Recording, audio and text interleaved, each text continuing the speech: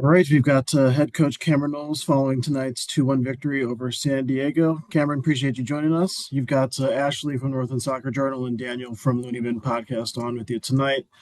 First and foremost, we will get an opening statement from you talking about tonight's game, and then Ashley will have you kick off after that. So, Cameron, just give us your initial thoughts following tonight's victory. Yeah, look, fantastic result. I mean, to come back, from going down and to respond in the way that the players did was, tremendous. A real testament to their character. And we had some moments where we were aggressive. There were times where that got a little too stretched, and we had to make some big plays to recover. And Trey grabbing that ball off the line, I thought was fantastic. But a really, really big performance from a lot of guys. San Diego had a really good start, scored early. How proud of you for your team? How proud of you for your team are you with that? Just the rebounding coming down from being down a goal 7 minutes in. Yeah, absolutely. I mean, for them to stick with it, we came here and we wanted to pick moments to be aggressive. We wanted to try and put them on the back foot a few times, and when that goes wrong a couple times, and they get to have some moments in the game that go well, it can be difficult, and you saw our guys dig in and sort of double down and remain committed and organized and claw their way back into the game with a couple of fantastic chances. What went into the decision to start Owen Jan alongside Triantis again with Trapp healthy? Yeah, look, I think just, based on the performance of last week, it was nothing. And I had a good conversation with Will about it during the week, but the two played together and the team got a really important win on the road. And so we just wanted to have that consistency with the group and continue with the same starting 11. Of course, Jen and Triantis, as mentioned last week, had about 40 minutes to practice together. How much better did they look after a full week of training together? Yeah, for sure. And those things come with time, those the relationships and understanding of positioning for each other and how to interact on the field, both in and out of possession. It takes time. And I thought that, they got better, and both of them were very good today. It looked like defensively, maybe a higher press than we've seen against San Diego, maybe a 3-4-3, pushing higher up the middle, clogging the middle. Did you see something on tape with San Diego, or what were you looking to do there? No, we wanted to be on the front foot, and we wanted to be more aggressive. You see the way that they concentrate numbers centrally, and if we kept the flat back five, we would be deep and we would be sitting on top of the box. And we wanted to keep, that structure of having those wing backs kind of play a little bit narrower, get higher, and try to be able to press from inside to out in that way. And I thought the guys executed that really well for large stretches of the game. In the second half, whether through San Diego's play style or yours, the team did really well holding San Diego and just laying back. Was that by design, or was that something that just naturally happened through the course of the match? Yeah, look, I mean, when we look at it, I think there's moments we should have been more aggressive, both with the ball and without in the second half, going up a man.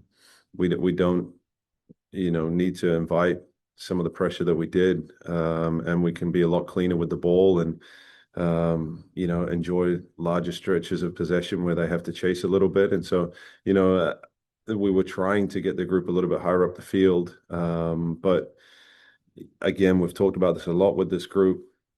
If there's anyone that can see out the last 10 minutes of a game deep, it's us. The mentality that's in that group to grind out a result is just phenomenal.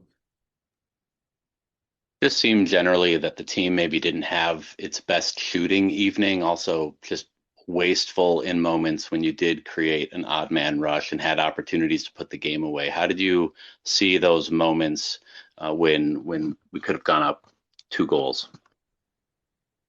Yeah, and we talked about it in the locker room. Scoring that third goal is critical, puts the game away, and we certainly had the opportunities to do it. And we need to be more clinical in those moments. I think when we look back and we watch the game, those are probably the things that we'll we'll look long and hard at. There's a few breakaways where it's just, a little bit sloppy in our decision making. Even sometimes when we turn the ball over after winning it back, where we could just be a little bit cleaner, a little bit more patient, play around pressure versus trying to force it through it. But yeah, that's certainly an element that we'll look at where we can find that goal that kills the game. And what were your thoughts on Duncan Yeboah's goals tonight? Yeah, great. I mean, good play. We've talked a lot about, using wide areas and how we can arrive in the box and get numbers in the box. And, to see Kyle arriving and score his first goal for the club is fantastic. Drake had a great night, really saved the team in the first half with some key saves when Dreyer got in alone. You mentioned the one off the line. He does it in a very unassuming way. Can you just talk about his personality and his game this evening? Yeah, he's been really steady, and I think the last couple of weeks especially, he just has this, quiet confidence about going around about his business, and he's made some really important saves for us. Kicking the ball well and giving us that opportunity to get out. But it really helps having that steady presence, knowing that you can rely on him. How big for your team was McVay's sending off early on in the second half, especially literally coming a minute into the second half? Yeah. I mean, it's a pivotal moment in the game, and it's something that we need to take advantage of. It gives life to the group, and it gave us the opportunity to put the game away. And we can do better with that, but certainly it was a boost for the guys. Having made it now this far into this season, often teams end up sort of taking on personality traits of their coaches. Are you seeing things in your team now that are sort of reflecting of yourself? Are you seeing the team reflected in you in any way? That is a really unanticipated question. Yeah, I don't know. I don't know. I don't know. I mean, I'm just really pleased for the guys that they're finding ways to get some results and some wins and some really difficult places to play. You rewind to heading into week one of the season and you look at the stretch of games, and it's a really difficult stretch. And so where we find ourselves, having had some adversity through that, and then this run of the last three games to be really steady and to pick up some points against like very, very good teams is just really encouraging. I'm just super happy for the guys that they keep putting themselves in a position to be competitive in this league.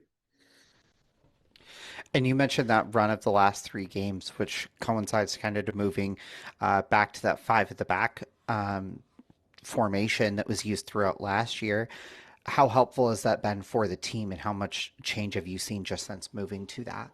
Yeah, I mean, I think there's a sense of familiarity with it. Our in possession structure to start the year was very similar.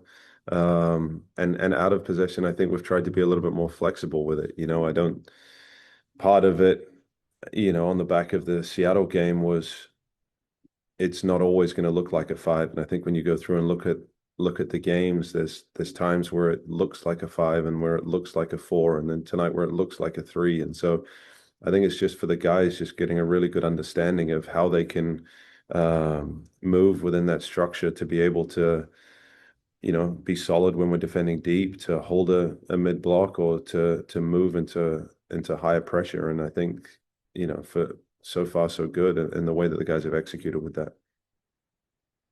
The team's gonna stay on the West Coast now. What do the next 3 days look like heading into the Sacramento Open Cup match? Yeah, I mean it's a tight turnaround, with the Tuesday kickoff, and um, we've we've got a good group of players here, and we'll put out a strong team for that game. There'll be some guys that play tonight that'll have to turn around and play again, but we see that as a really important competition. All right, we've got time for about one more question here. Ashley, go for it. And what are your overall thoughts on the Open Cup, a competition you've both played and coached in, as well as Sacramento in general? Sacramento are a fantastic team. With a really good coach, really good staff, a great community that has supported that team for so long.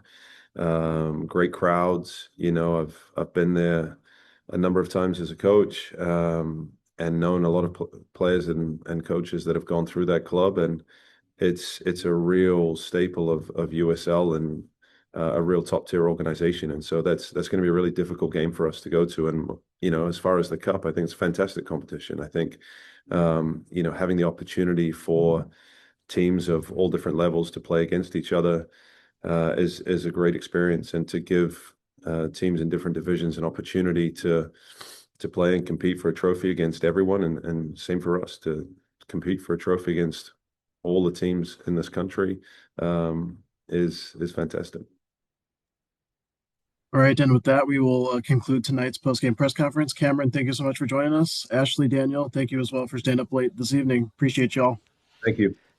Thanks, Cameron. Thanks, Coach.